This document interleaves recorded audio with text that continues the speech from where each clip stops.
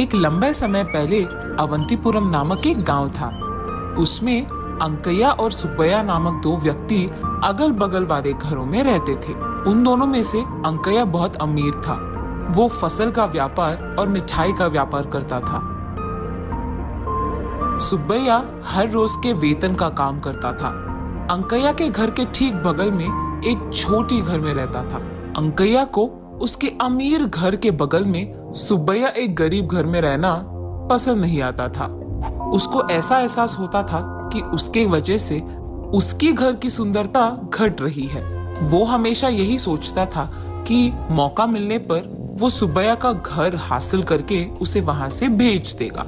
अंकैया सुब्बैया पे गुस्सा के कारण हमेशा उससे कोई ना कोई विषय पर जबान लड़ाता था, लेकिन सुब्बैया हमेशा अंकैया की इज्जत करता था। एक दिन अंकैया उसके मिठाई के दुकान में उसका व्यापार करते रहता है। वहीं से गुजर रहा सुब्बैया अंकैया को उसके दुकान में देखकर उसके पास जाता है। अंकैया साहब, कैसे हो आप? ये देख अंकैया एक अजीब सा चेहरा बनाकर सुब्बैया को देख ठीक ही चल रहा है ऐसे कहकर वापस उसके काम पे लग जाता है। अरे वाह, आज तो सारी मिठाइयाँ एकदम अच्छी सुगंध आ रही है। कोई नई मिठाइयाँ बना रहे हो क्या साहब? ऐसे पूछता है सुब्बैया। और सुब्बैया को हमेशा तंग करने के बारे में सोचने वाला अंकैया ऐसे कहता है, ठीक है, पैसे देकर निकलो यहाँ से। पैसे? पैसे क्यों साहब? क्या क्यों?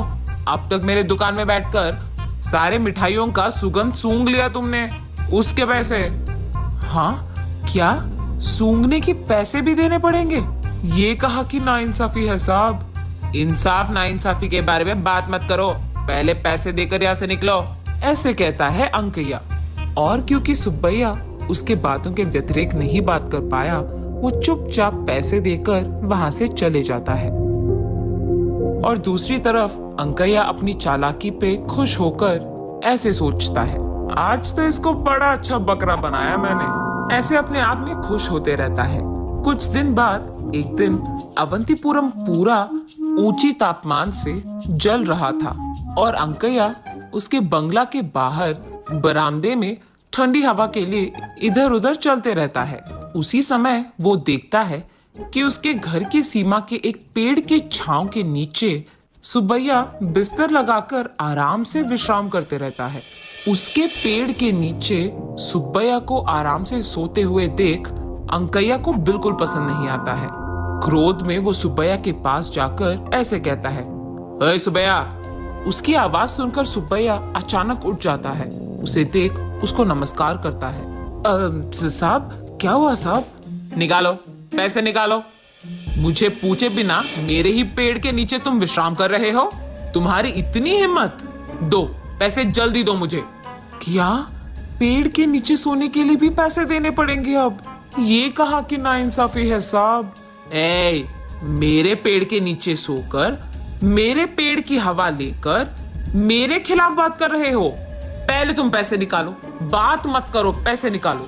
और क्योंकि सुब्बैया उनके व्यतिरेक बात नहीं कर पाया, उन्हें कुछ कह नहीं पाया, वो चुपचाप उसके पास बचे कुछ पैसे देकर इसे तो मैं भगा कर ही रखूंगा, ये फैसला करके अंकैया वहां से चले जाता है।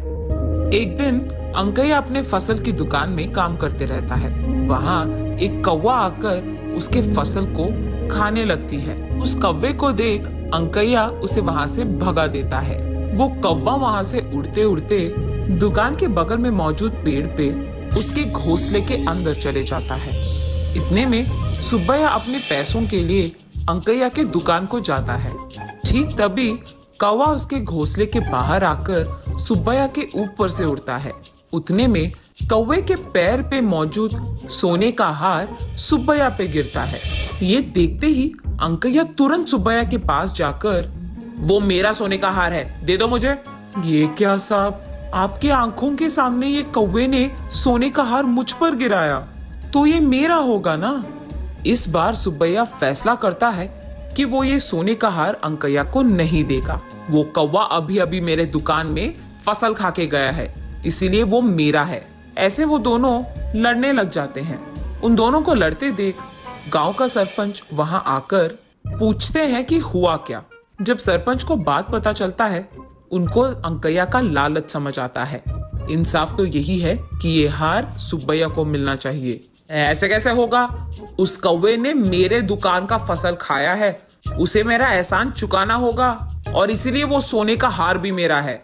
अच्छा, वो फसल किसका है?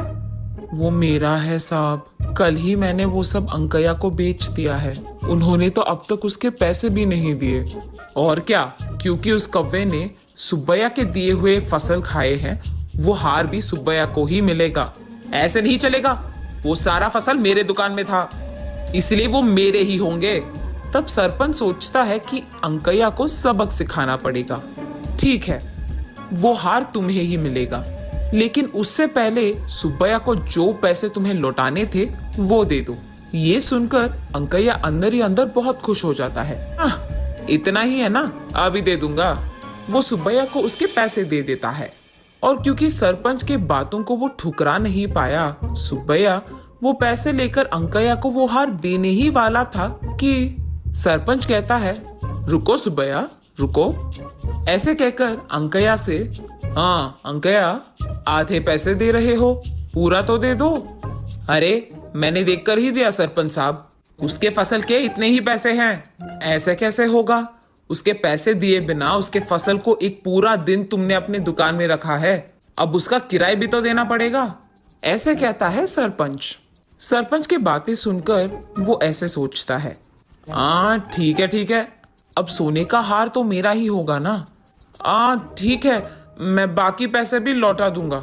फसल के सारे पैसे फिर से चुकाता है अंकैया। यहाँ सुब्बैया खुश होता है कि सरपंच ने उसका इंसाफ किया है और वो सोने का हार वो अंकैया को देने ही वाला था कि सरपंच फिर से, रुको सुब्बैया रुको, अंकैया की ओर देखते हुए, अंकैया, सुब्बैया के फसल यहाँ रहने के कारण ही ना वो कौवा यहाँ आकर फसल खाया और इसी तरफ जाते जाते उसने उस हार को सुब्बैया पे गिरा दिया, इसीलिए इसके कारण तुम्हें और कुछ पैसे सुब्बैया को देना होगा। अब तक मैंने उसको ऑलरेडी दुगने पैसे दिए हैं, ये तो बहुत नाइंसाफ है। अच्छा, अगर एक कौवा तुम्हारे दुकान में फसल खाने के कारण वो हार तुम्हारे हासिल होना इंसाफ ही है, तो ये भी इंसाफ है। एक सोने के हार के सामने ये सारी तो छोटी चीजें हैं। ये सोचकर अंकैया कहता है, थोड़ा और पैसे सुब्बैया को देता है। खुशी से वो सारा पैसे लेकर सुब्बैया सरपंच की शुक्रिया अदा करके वो सोने का हार अंकैया को देकर दोनों अपने अपने रास्ते चले जाते हैं। अगले दिन सुबह पुलिस अंकैया के दुकान आकर, तुमको जो सोने का हार कल मिला है वो हमारे गांव के जमींदार की बीवी का है, इसलिए उसे हमें वापस कर दो, ऐसे पूछते हैं। ये सुनकर अंकैया कहता है, जाओ साहब, वो मेरा हार है, वो मैं बहुत पैसे देकर खरीदा हूँ, ऐसे कहता है। तब पुलिस, हमारे पास इसके सबूत है, आपका ऐसे झूठ कहना बहुत नाइंसाफ है। ये कहकर अंकैया को बेड़ियां लगाकर वहां से पुलिस स्टेशन ले जाते हैं। तो इस कहानी का नैतिक क्या है? अंकैया के लालच के कारण उसके पैसे भी गए और हार भी, उसका इज्जत भी गया। जेल जाकर उसे जेल में रहना पड़ गया। आशा एक आदमी को जितना ऊपर लेता है, लालच उतना ही उसे नीचे गिराता है।